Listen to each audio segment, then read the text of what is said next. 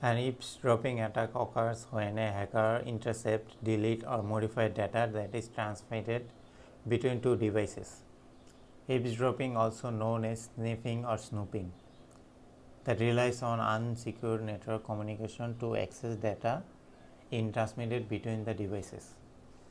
To further explain the definition of an attack with eavesdropping, it typically occurs when a user connects to a network in which traffic is not secured or encrypted and sends sensitive business data to the colleague.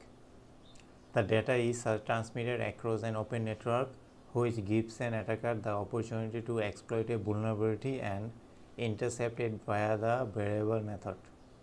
Eavesdropping attacks can also or often be difficult to spot. Unlike other forms of cyber attack, the presence of a bug or listening device may not be adversely affect the performance of a device and network. Technical eavesdropping on a traditional telephone line was known as wiretapping. Since then, method of eavesdropping has become even more advanced. In tandem with development in technology, hackers have had the chance to cultivate new methods and channels for eavesdropping on digital conversation. Protocol analyzers can also use to record IP-based communication and can convert data into easily accessible audio files.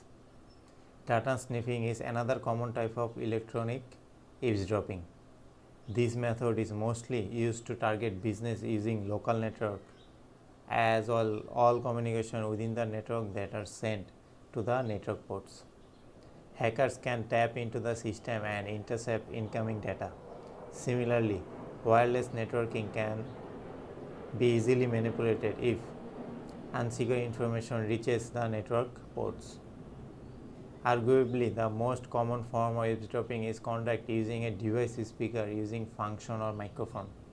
These types of eavesdropping attack most commonly occurs via a user's laptop, as the microphone can be activated discreetly and remote by a third party.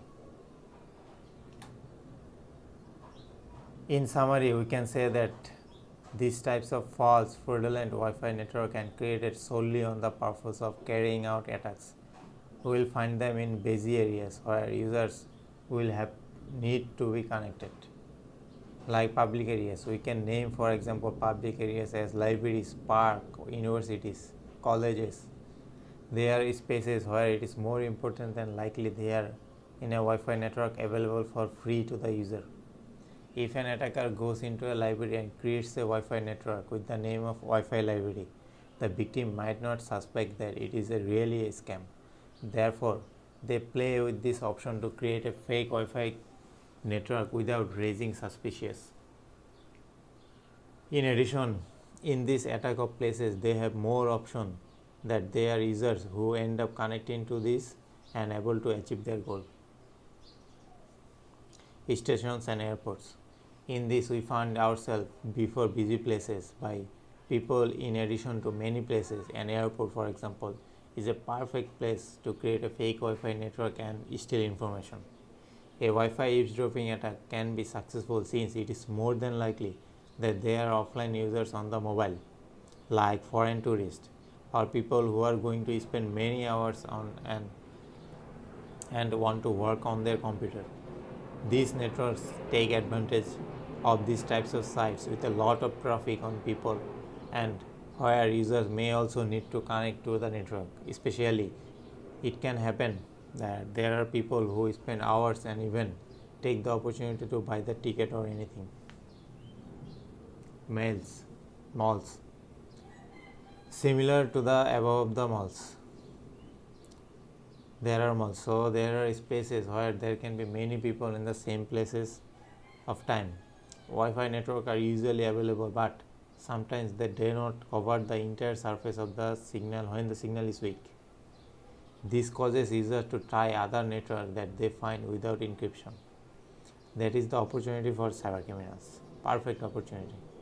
The more problems users have, the more options there are that they end up connecting with a fake network that they have maliciously created to steal data. Work centers.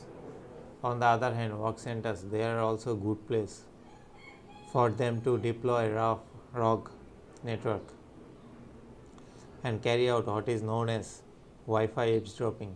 We especially talk about places where there are workers from different sections and companies.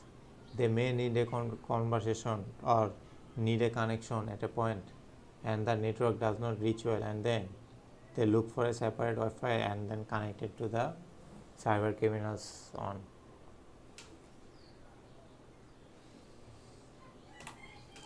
This eavesdropping scenario demonstrates how a worker eavesdrops the communication between two wireless nodes.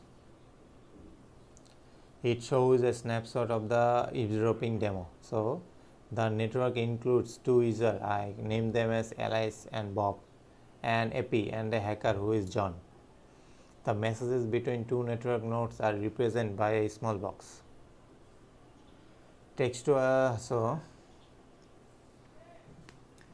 the sequence of the picture is like: first, John sets his NIC to promiscuous mode that allows John to capture packets between Alice and the AP. Alice then sends the message to the Bob. That packets are sent from the Alice to the AP and then it forwarded by the AP to Bob. John captures the message since it's NIC and is configured to promiscuous mode, and its radio is tuned to the communication channel between Alice and the AP. Bob sends a message back to the Alice and the packets are forwarded by the AP to Alice. John captures the message which sent by the AP to Alice. So that's how the usual process of it goes, how it does the eavesdropping. So that's all about the eavesdropping.